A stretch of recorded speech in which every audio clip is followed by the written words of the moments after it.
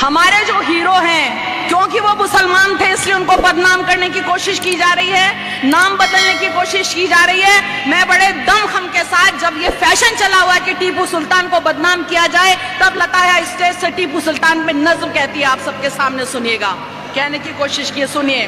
जब मैं मैसूर गई और टीपू सुल्तान की मैं मजार पे गई, तब मुझसे ये नज्म हुई, ये नज्म आप तक पहुंचा रही, उसके बाद इजाजत सुनिएगा और आखिरी मिसरे पर गौर कीजिएगा। जिसका है इतिहास सुनहरा ये वो हिंदुस्तान है, समय से कोई कब है जीता, समय बड़ा बलवान है,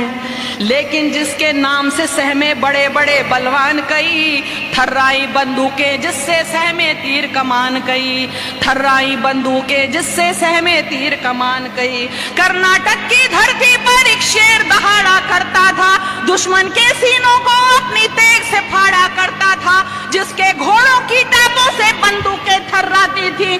जिसके घोड़ों की टापों से पर्वत तक हिल जाते थे, दांतों तले फिरंगी अपनी उंगली सुना चबाते थे। कोई कुछ भी बोले सच कहना मेरी पहचान है, वो शेरे मैसूर है भारत का टीपू सुल्तान है, वो शेरे मैसूर है भारत का टीपू सुल्तान है, वो शेरे मैसूर क्या भारत का टीपू सुल्तान है, वो शेरे मैसूर है भारत का टीपू